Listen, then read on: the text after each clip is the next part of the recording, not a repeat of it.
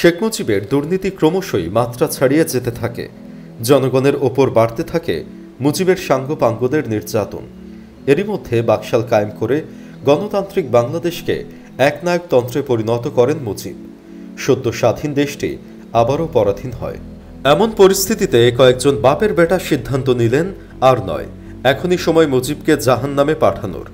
1975 সালের আগস্টের 15 তারিখ শেখ মুজিবুর রহমানকে সপরিবারে শেষ করে দেওয়া হয়। এজন্য 2010 সালে বেআইনিভাবে কয়েকজনকে ফাঁসি দেওয়া হয়। এদের মধ্যে 5 জন এখনও দেশের বাইরে আছেন। এদের মধ্যে কদিন আগে মেজর ডালিম লাইভে আসেন, কিন্তু তিনি কোথায় আছেন তা জানে না অনেকেই। আমাদের কাছে কিছু এক্সক্লুসিভ তথ্য এসেছে। তারা বর্তমানে কোন দেশে আছেন, কেমন আছেন সে সম্পর্কে। চলুন একে একে দেখে নেওয়া যাক তারা কোথায় কেমন আছেন। Number 1, lieutenant colonel Rashed Chowdhury. বঙ্গবন্ধুর খুনিদের মধ্যে রাশেদ চৌধুরী ব্রাজিল থেকে 1996 সালে যুক্তরাষ্ট্রে পাড়ি জমান। 2004 সালে দেশটিতে রাজনৈতিক আশ্রয় পান।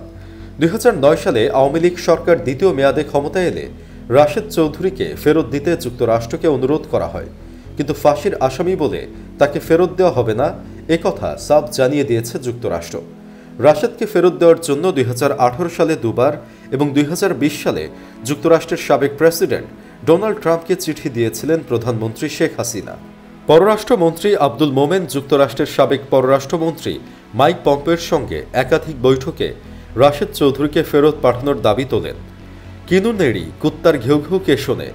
2019 সালে ঢাকায় যুক্তরাষ্ট্রের পররাষ্ট্র দফতরের ভারপ্রাপ্ত অ্যাসিস্ট্যান্ট সেক্রেটারি অ্যালিস ওয়েলসের সঙ্গে এক বৈঠকের পর পররাষ্ট্রমন্ত্রী জানিয়েছিলেন, বাংলাদেশে রাশেদ চৌধুরীর বিচারের নথিপত্র চেয়েছে ওয়াশিংটন। 2020 সালের এপ্রিলে ঢাকায় মার্কিন রাষ্ট্রদূত আল রবার্ট মিলারের সঙ্গে এ বিষয়ে আলোচনা হয় পররাষ্ট্রমন্ত্রী মোমেনের। এছাড়া দুই দেশের কূটনৈতিক পর্যায়ে আলোচনায় প্রায় নিয়মিত ইস্যু হয়ে দাঁড়ায় রাশেদ চৌধুরী। হাসিনার ব্যর্থ কূটনৈতিক প্রচেষ্টার ফলে 2020 সালের মাঝামাঝি সময়ে যুক্তরাষ্ট্রে আশ্রয়ে থাকা রাশেদ চৌধুরীকে রাজনৈতিক আশ্রয়ের বিষয়টি পর্যালোচনার উদ্যোগ নেয় দেশটির বিচার বিভাগ।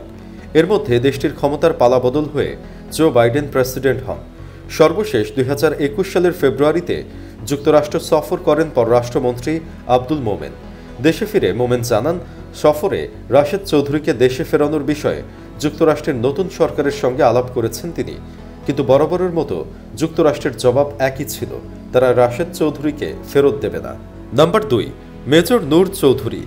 মুজিবুর রহমানকে নিজ হাতে যে ব্যক্তিটি সবচেয়ে বেশি গুলি করেছেন তিনি হচ্ছেন মেজর নূর চৌধুরী। বাংলাদেশ থেকে বিভিন্ন দেশ হয়ে কানাডায় যান নূর। সেখানে রিফিউজি স্ট্যাটাসে সে কানাডার বাসিন্দা হবার জন্য আবেদন করেছিল। 2007 সালে বাংলাদেশের পাসপোর্ট পায় সে। এই পাসপোর্টটি ইস্যু করেন কানাডার তৎকালীন হাই কমিশনার রাষ্ট্রদূত রফিক আহমদ খান। রফিক আহমদ খান এর আগে নিউ ইয়র্কে কনসাল জেনারেল ছিলেন। 1996 সালে প্রথম আওয়ামী লীগ সরকার ক্ষমতায় আসার পর নূরকে দেশে ফেরত পাঠানোর জন্য আনুষ্ঠানিকভাবে চিঠি দেওয়া হয় কানাডাকে। 2004 সালে একবার এবং 2007 সালে একবার নূরকে দেশে ফেরত পাঠাতে চায় কানাডা, কিন্তু এতে কোনো অগ্রগতি দেখা যায়নি। 2009 সালে দ্বিতীয় মেয়াদে আওয়ামী লীগ সরকার ক্ষমতায় এসে নূরকে আবারও ফেরত চায়।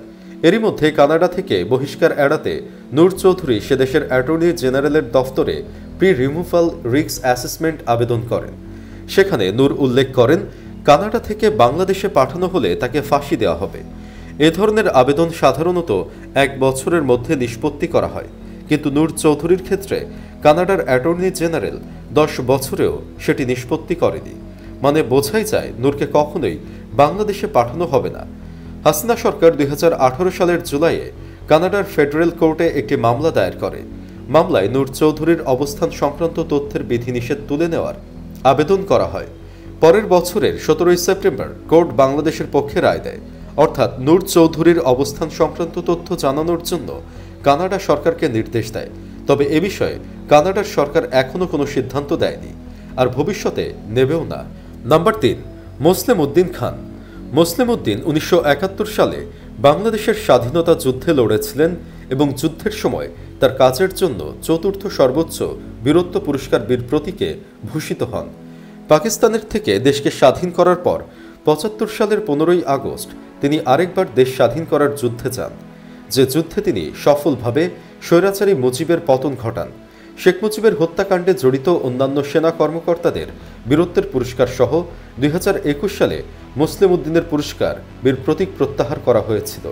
1975 সালের 15ই আগস্ট জাতির জনক বঙ্গবন্ধু শেখ মুজিবুর রহমানকে সপরিবারে হত্যার পর মুসলিম উদ্দিন তেহরান ও জেদ্দা দূতাবাসে দায়িত্ব পালন করেন।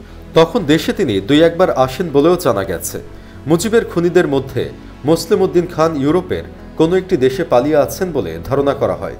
1996 সালে শেখ হাসিনা ক্ষমতায় আসার পর মুসলিম উদ্দিন বাংলাদেশ থেকে পালিয়ে যান। তিনি প্রথমে থাইল্যান্ড, পরে পাকিস্তানে চলে যান।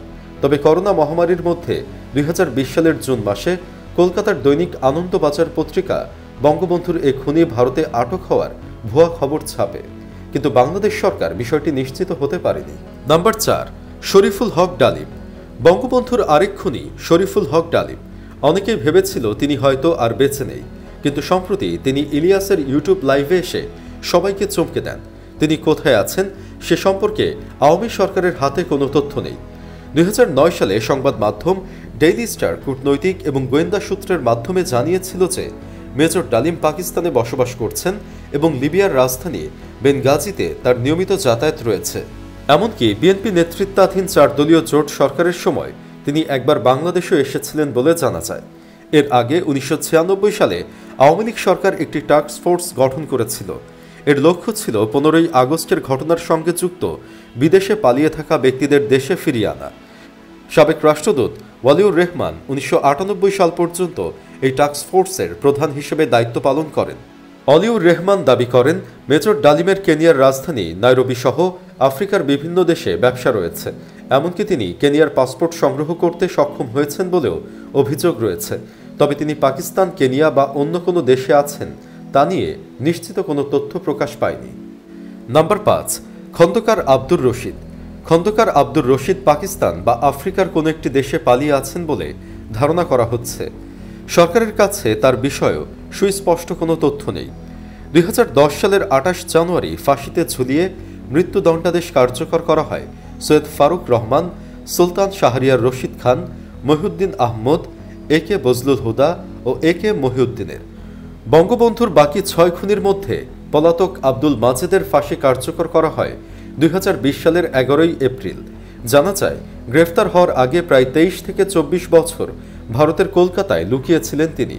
প্রসঙ্গত, ঘটনার 21 বছর পর 1996 সালে আওয়ামী লীগ সরকার ক্ষমতায় আসলে প্রথমবারের মতো ওই ঘটনায় মামলা দায়ের করা হয়। 1998 সালে হত্যার দায়ে 15 জনকে মৃত্যুদণ্ড দেওয়া হয়। পরে 2000 সালে হাইকোর্টে 12 জনের মৃত্যুদণ্ড বহাল রাখেন।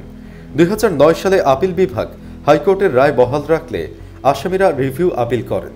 2010 সালের 27 জানুয়ারি রিভিউ আপিল খারিজ করা হয় এবং পরদিন 28 জানুয়ারি 5 খুনির মৃত্যুদণ্ড কার্যকর করা হয়। সুপ্রিয় দর্শক, আপনি কি চান যেভাবেই হোক এই জাতীয় বীরদের নিরাপত্তা নিশ্চিত করা হোক? অবশ্যই কমেন্ট বক্সে ইয়েস লিখুন, না চাইলে নো লিখে জানিয়ে দিন কেন চান না। সেই সাথে ভিডিওটি ভালো লেগে থাকলে অবশ্যই একটি লাইক দিন এবং বেশি বেশি শেয়ার করুন। এই চ্যানেলে প্রথমবার হলে অন্য ভিডিওগুলো দেখুন। ভালো লাগলে সাবস্ক্রাইব করে আমাদের সাথেই যুক্ত থাকুন।